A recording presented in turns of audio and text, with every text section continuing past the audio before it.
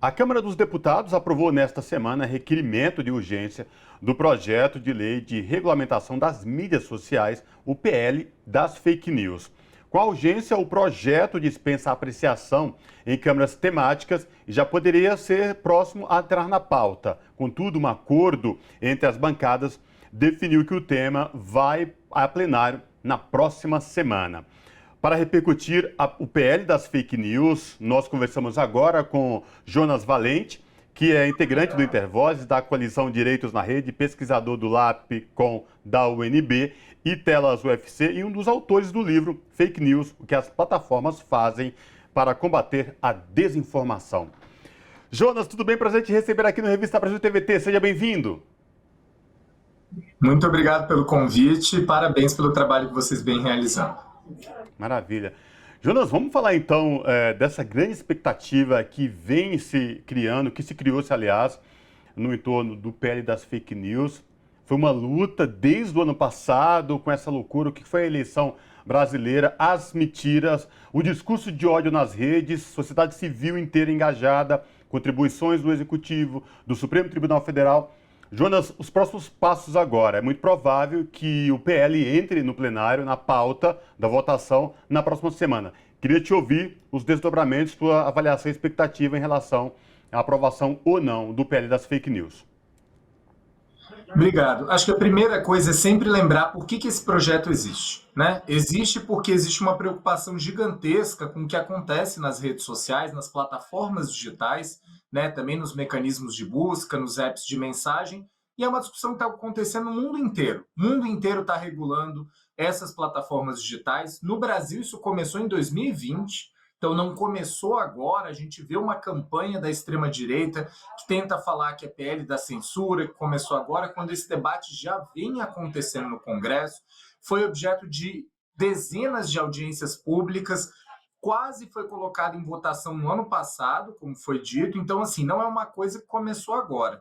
E no caso brasileiro, né, ou seja, se a preocupação com as redes sociais já é gigantesca no mundo inteiro, no caso brasileiro, se a gente olhar para as eleições, se a gente olhar para o 8 de janeiro, a tentativa de golpe de Estado, as ameaças nas escolas, o Brasil ainda tem um cenário pior ainda.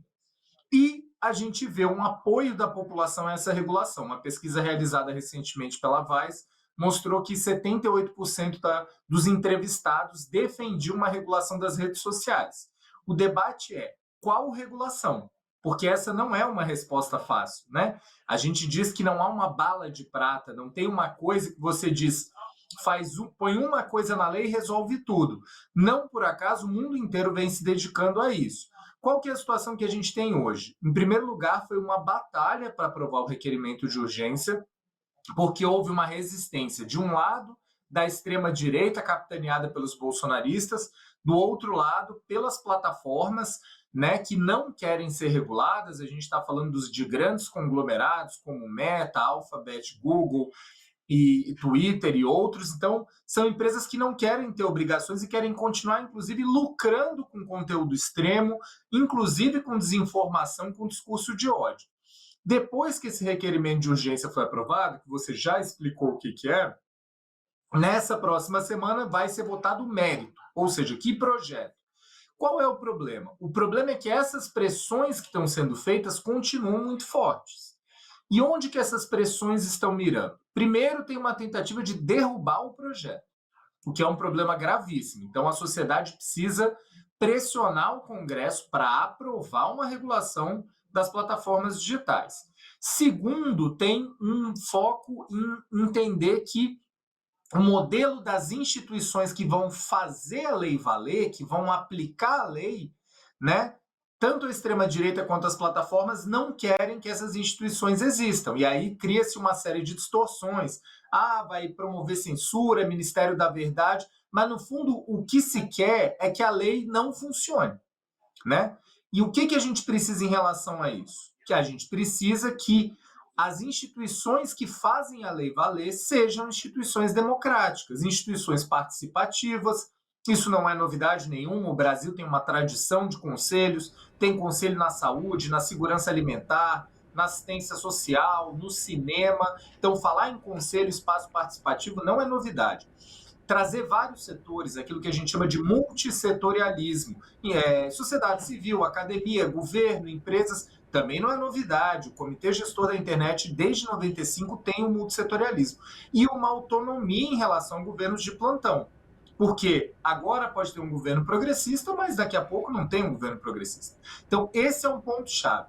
Outras questões que também estão aparecendo, uma pressão muito grande da bancada evangélica, e aí o relatório do relator Orlando Silva, que está tentando construir uma mediação possível, trouxe uma questão de colocar como princípios que os cultos religiosos, expressões religiosas possam ser colocadas plenamente. Isso é um problema.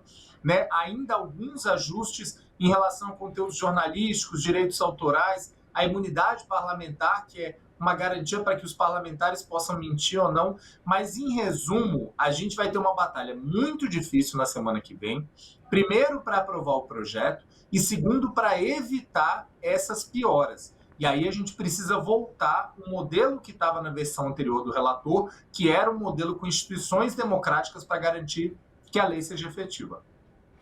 Agora, Jonas, você falou dessa articulação da oposição sobre tentar derrubar o projeto. Há, inclusive, uma proposta do Mendonça Filho, que é do União Brasil de Pernambuco, que seria uma tentativa de substituir esse PL que já vem há tantos anos, como você bem colocou, tantos anos de construção, tantos anos de debate e articulação para que ele fosse desenvolvido, inclusive com a participação da sociedade civil, de entidades relacionadas ao tema, das questões de comunicação, de interatividade, de redes. E aí o Mendonça Filho vem nessa semana, deposita uma proposta para tentar substituir. Gostaria de te ouvir sobre essas 1000 articulações que a oposição vem tentando derrubar ou desfazer acordos importantes.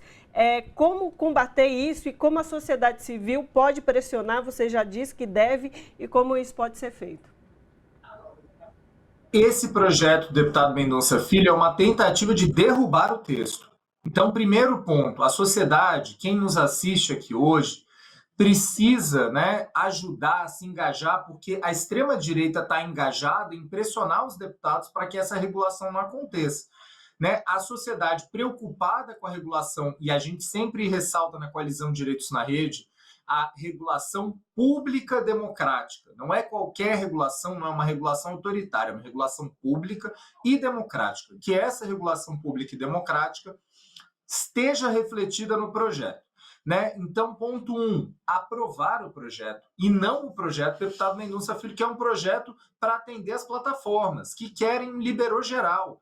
Hoje elas fazem o que querem com seus termos, e, na verdade, o que a gente quer estabelecer são obrigações e exigências democráticas, obrigações de transparência, obrigações de devido processo, ou seja, que eu seja notificado quando alguma coisa é feita com uma postagem minha, que eu possa entrar com um recurso, que os termos de uso dessas plataformas respeitem os direitos humanos. Ou seja, a gente quer empoderar os cidadãos, a sociedade em relação às plataformas. Esse é o desafio central. A proposta do deputado Mendonça não faz isso.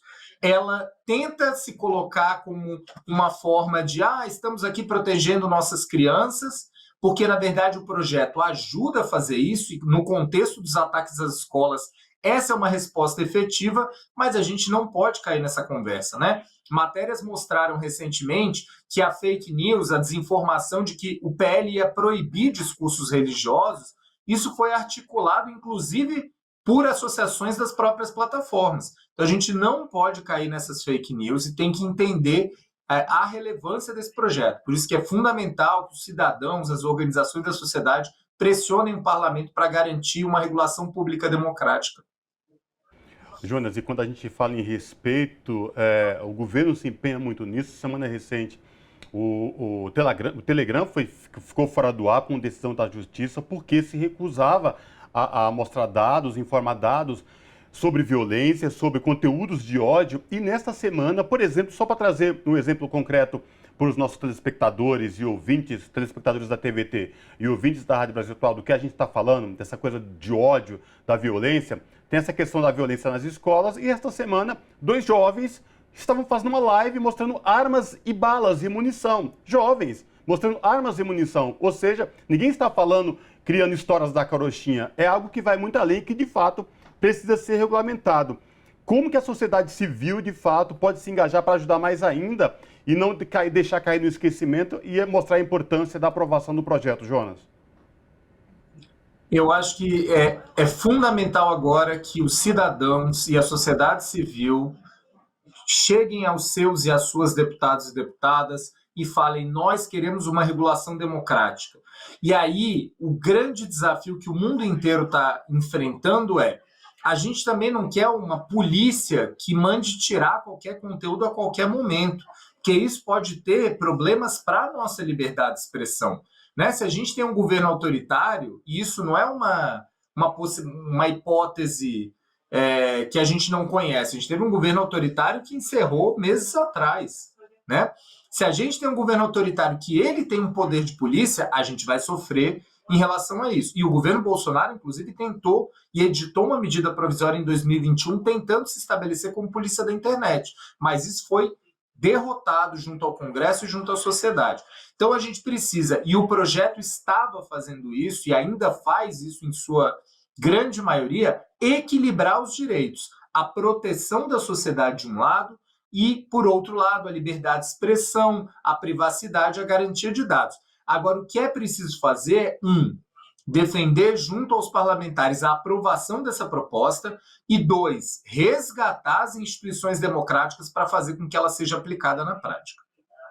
Algo que você trouxe, Jonas, que eu acredito que seja de extrema importância a gente enfatizar é que, inclusive, o fato de como as pessoas, principalmente a oposição governista, os bolsonaristas, extrema-direita, estão falando deste PL nas redes e no Congresso e em todos os lugares, é de fato um exemplo de como a fake news, de fato, deturpa e é um contrabando de como é tratado os assuntos, né? Porque o que eles vêm fazendo é criar fake news sobre a PL da fake news. E aí, sobre isso, as pessoas, qual o cuidado de lidar com esses assuntos? Mais uma vez, a nossa postura cidadã em tomar muita ciência e pesquisar muito sobre aquilo que a gente está recebendo referente não só a esse projeto, mas a qualquer assunto, mas inclusive a esse projeto que está sendo tratado com fake news. E aí é isso, né? As pessoas precisam dessa ação permanente de revisão, de checagem e tudo mais, para não cair em fake news sobre a pele da fake news. Esse exemplo é perfeito. A gente tem a extrema-direita usando fake news, desinformação e inclusive ódio, né, para que a extrema-direita continue destilando, disseminando e circulando esses conteúdos. E o debate que a gente faz precisa ter limite, precisa ter regra, precisa ter avaliações democráticas, fundamentadas. Por exemplo, a gente também não pode sair retirando qualquer conteúdo do ar, mas isso tem que ter critério. E o projeto faz isso. Quais são os critérios? Quais são os momentos em que, por exemplo, as plataformas podem ser responsabilizadas? De outro lado, a gente também tem as plataformas usando desinformação para criticar o projeto. Né? Esse exemplo de que o projeto vai censurar conteúdo religioso, que é um absurdo, né? Inclusive falando que o projeto vai gerar mais censura, o que também é um absurdo. Quando a gente tem um modelo democrático de regulação da internet, a gente consegue proteger a sociedade sem afetar a liberdade de expressão. E, no fundo, o que essas empresas querem é garantir o seu dinheiro. E elas ganham dinheiro, inclusive com a circulação de fake news, inclusive com a circulação do ódio. Isso não acontece só no Brasil. Isso aconteceu na Europa, isso acontece nos Estados Unidos, isso acontece em outros países da América Latina. Essas empresas, inclusive, com ameaças mentirosas.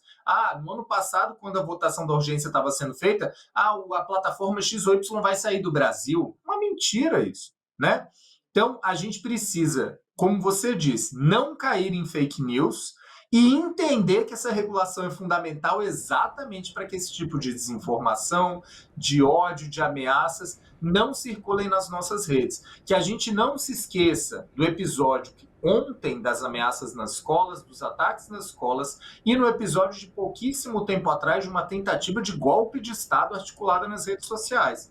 Então a gente está num momento muito sério da democracia brasileira, em que a democracia precisa regular as plataformas digitais e não o contrário. E fortalecer a democracia com isso, né, Jonas?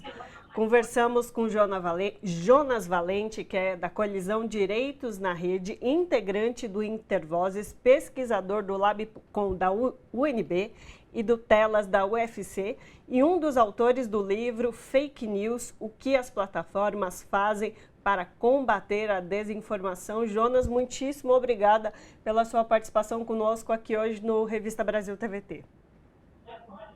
Eu que agradeço e convido todas e todos que nos assistiram aqui a conhecer mais sobre esse debate no site da Coalizão Direitos na Rede, direitosnarede.org.br. Perfeito. Abraço, Jonas.